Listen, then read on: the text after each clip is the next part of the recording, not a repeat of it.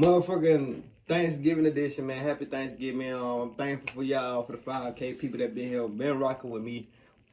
Most of the people that been rocking with me for day one, I'm thankful for y'all. You know what I'm saying? Make sure y'all eat good, you know what I'm saying? Food been done about 2 hours ago now. I ain't ate yet, you know what I'm saying? I'm just not, get right, get straight, you feel me? So, I'm gonna go ahead, when I get done with this video, even before I edit, I'm gonna go ahead and fix my plate of shit. Hey, well, I'm tired of dipping in and shit. I got me a big ass goddamn turkey leg waiting on me. Just wait. They're sending that bitch just waiting on me. Just waiting on me. But let's go ahead and get the video.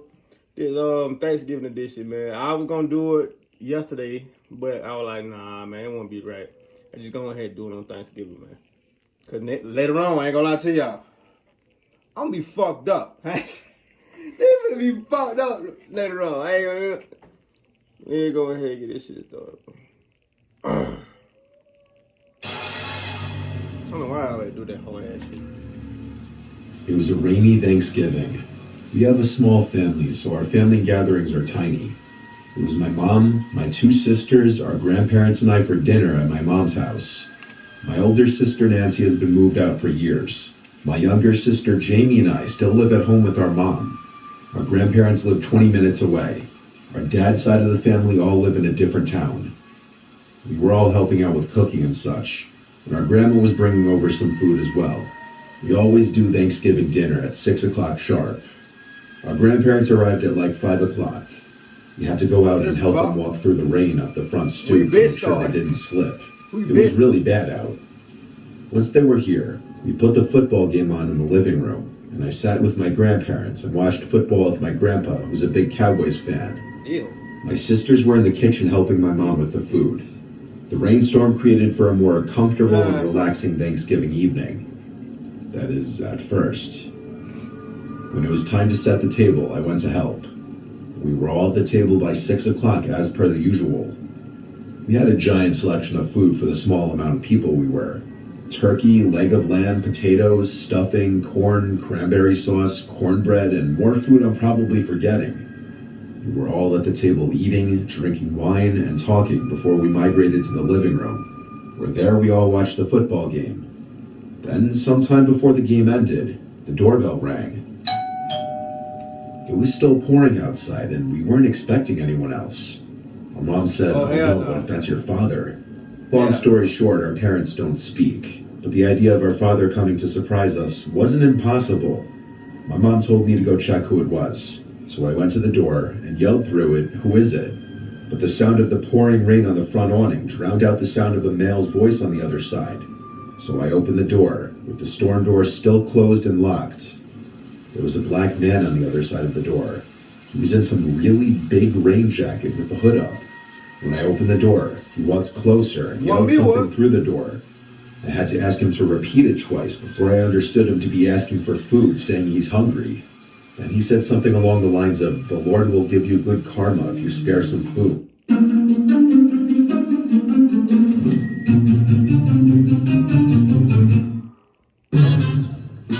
Lord will spare you good karma in your ass.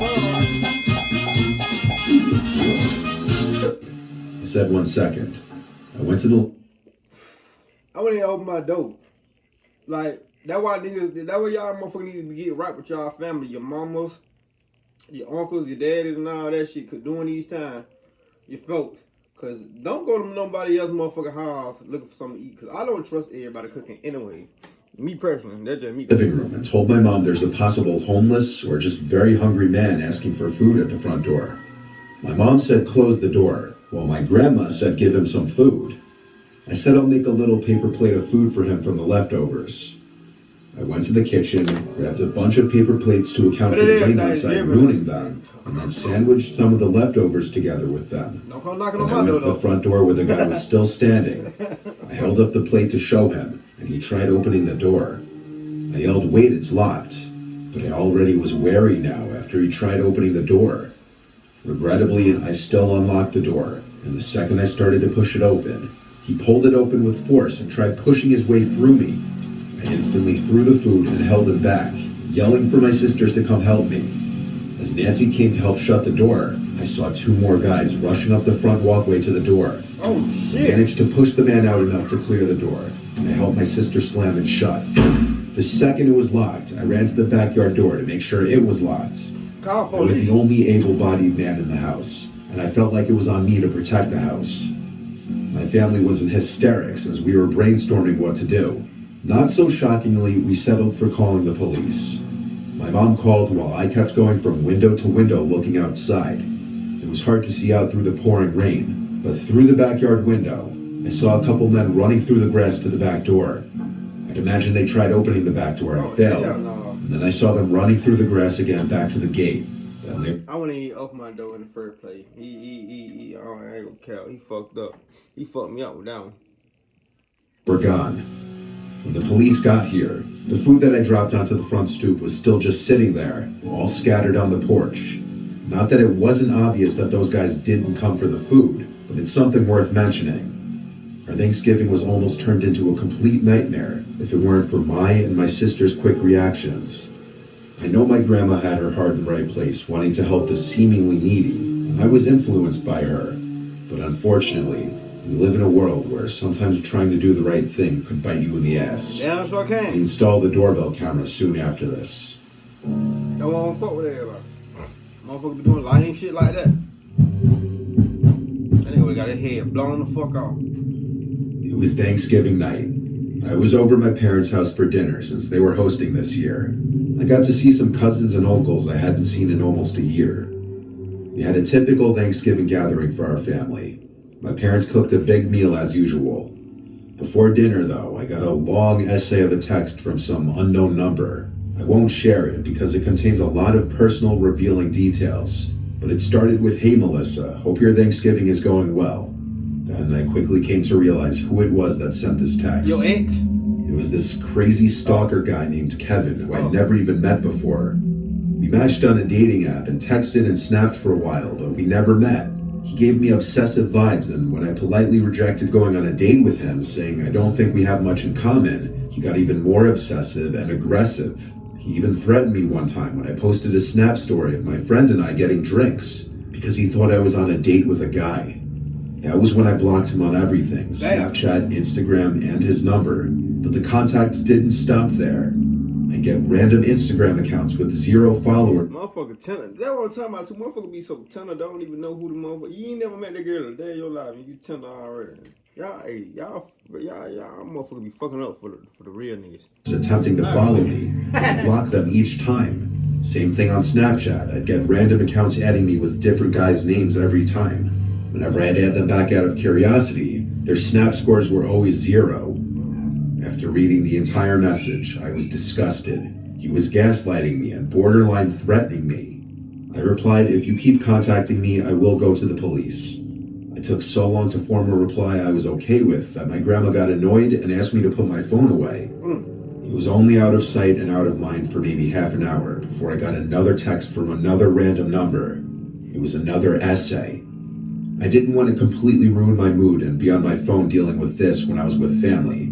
I put my phone away and just tried to focus on being a part of the conversation. When family started to leave and things started to slow down, I checked the text, and it was disturbing. It was longer than the first one, and it was him berating me and insulting me the entire time, acting like the entitled, narcissistic sociopath that he clearly is. When it was just a small amount of my family left, I showed them the texts, and they were appalled. My mom wanted me to go to the police the next day to report him for harassment, which I planned on doing. I soon left my parents' house to go home to my apartment. I'm being harassed. My apartment is the lower floor of a 2-family house. My friend Chelsea is my roommate in the apartment. I got home before her, and I went straight to my room to look for Christmas Nah, that shit scared the fuck out of me. I ain't gonna end movies to watch. But shit like that, you feel me? You can't, I don't know. Motherfuckers be weird. Like, I ain't gonna lie, motherfuckers be weird, like stalking and shit. I ain't gonna get too much of you. My phone started ringing, and it said unknown caller.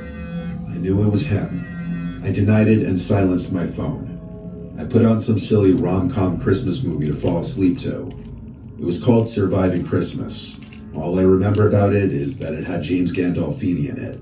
It was late at night, so I didn't plan on making it through the movie. I forgot what that shit was. I was getting sleepy halfway through the movie, when I heard walking from outside my room in the house. Wow, okay. It was in the apartment, not from upstairs, so I assumed it was Chelsea getting home from her night with her family. The footsteps came straight to my door. Then someone attempted to open my door. I always lock my bedroom door at night, even though I trust Chelsea. It's just a natural habit I have. I ain't gonna cap. I paused the movie and listened. I ain't gonna cap. That mean for I ain't gonna cap. No matter where I spend that or stay at. Mainly I'm at my mom hard, but that's I ain't gonna cap. Hotels and shit too. Like, what here? I gotta make sure I lock my door. As the doorknob turned a few more times. Before I yelled, "Chelsea?" Then it stopped. I heard quiet footsteps walking away from the door. I grabbed my phone, about to call Chelsea, and I saw a bunch of texts on my screen from a third random number. The most alarming one was a threat saying, "Good thing you made it obvious where you live." Oh. I tried calling Chelsea like 5 times, but she never picked up. Oh shit. I called my parents a bunch of times until my dad picked up. I whispered into the phone that I think that crazy stalker was in the house. My dad said to stay put. He was coming over right away. We lived 10 minutes away from each other, but he made it to me in 5. That's how fast he drove here. Thanks. During that time, I stayed on the phone with my dad the whole time until Chelsea called me back. And that's when she told me that she wasn't coming back to the apartment tonight, so it for sure was not her. When my dad got here, the front door was locked. I had to let him in. I swore to him that I wasn't imagining what happened, and so after we tore the place upside down, he went to the big sliding window by the kitchen, big enough that anyone could fit through, and he lifted it open. He turned to me and gave me a stare of disappointment. He scolded me after learning that I didn't lock the windows every night, and said, "Here's my answer on how someone got in here." I went back home with him and slept at home that night. First thing in the morning, my dad took me to the county court's office where they gave us step-by-step instructions for getting a temporary restraining order.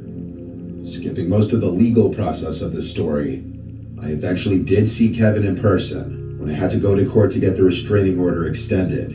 The judge granted the extension, and though I could never prove he broke into my apartment, his threatening texts were plenty, and if he ever contacts me again through any outlets, he'd be arrested. This was a truly dangerous man, and I hope he hasn't found anyone else to harass. That's crazy. Y'all better watch out on them goddamn apps, man. Tinder, BLK, Most of my family lives in a rural part of Central Florida, Christian Mingle. closer to the East Coast though. My Uncle Ben was hosting Thanksgiving one year. His house sits on a huge lake with like 5 other houses, that's it. I don't want to give the name of the lake or the town because that would be doxing my uncle basically. It's not a fancy house and setup like you're picturing, trust me. It's rustic, but private and spacious. Hey man, you gotta put that man. My uncle is a bit of a redneck, but he makes our holiday gatherings Man, you ain't gotta put your uncle out like that, man. God damn, dog. more fun. Him hosting Thanksgiving this year meant that he'd be going all out, making it like a party basically, with music, cornhole, coolers full of beers, and all of that good stuff. I get my We got to his house around 3. During the day, we all drank some beers, ate some snacks like chips and dip, and played drinking games together. Card games, cornhole, and even basketball with my cousin. Though the basketball didn't last long, with 3 beers and a bunch of chips in our stomachs. This all went on for a few hours with music blasting. An unusual way of celebrating Thanksgiving, I know. Then as it started getting darker around 5:30, Aunt Mel and Uncle Ben started bringing the food out to the table. They set the table up under the big gazebo. It was around sunset when everything was set up. Well, I'm sorry, white people. I'm sorry. I don't mean to be racist. This is not a racist card. Why do y'all eat so motherfucking late? Black people, shit, we eating early. My mom been done. What time I woke up at? 9 to 10? I woke up at 10. Nigga, my mom was done cooking the macaroni and cheese at 10, nigga. Nigga, it damn now finna be 2, 3. Well, damn, she been cooked that in the morning then. Well, no, she got done at 12. Mama got done cooked at 12. Fish done at 12. Type shit. But, damn. Why the fuck 8? Nigga gonna be hungry all motherfucking day. Oh, hell no. And we were all eating. I meant to the The family. gazebo has lights, so when it got really dark, the lights turned I on. don't fuck with my daddy's side. By 6 o'clock, it was basically pitch black out. My uncle's probably the only one alive who insists on doing Thanksgiving dinner outside, but we all enjoy it. It makes it more fun. The fun soon ended, though. My cousin suddenly pointed out past me to the woods, saying, "Dad, who's that?" Uncle Ben turned around and said, "Who the hell?" There was someone standing out in front of the woods like a statue, watching us eat. Uncle Ben stood up and started walking over to the guy standing by the woods, and then he yelled, "Can I help you with something?" I'd say he was about halfway to the woods when the guy turned around and ran into the woods. Uncle Ben turned around and laughed. He was definitely drunk by this point, finding humor in this. He said must be one of the local nuts as he came back to the table to sit. My Aunt Mel was not as amused, and I kind of agreed with her. Yeah, no. That was creepy. My dad joked that between all the men here, there's nothing to worry about. The lightheartedness of this did not last, though. I'm finna say, This time, I spotted the guy. hey, He was standing by the woods again. hey, if y'all ain't got nothing to watch, y'all go watch Good Burger 2. Good Burger 2. I fuck with Good Burger 2. Everybody in that motherfucking Alex from The Shy, the main character, the second main character, he on there. My boy from is it from Get Out? Who played as old boy security guard, or the one who's security guard at the airport. He's home, yeah, him. And Kai in that motherfucker too. Kai Cenat. Yeah, Kai Cenat play, but he come at the end of type shit. But Good Burger 2, that shit definitely good. I fuck with it. I watched it last night. Though closer to the lake this time, In case y'all don't got nothing to watch. pointed it out to everyone. My uncle got up, pissed off this time. He started marching over again, yelling and taunting the guy.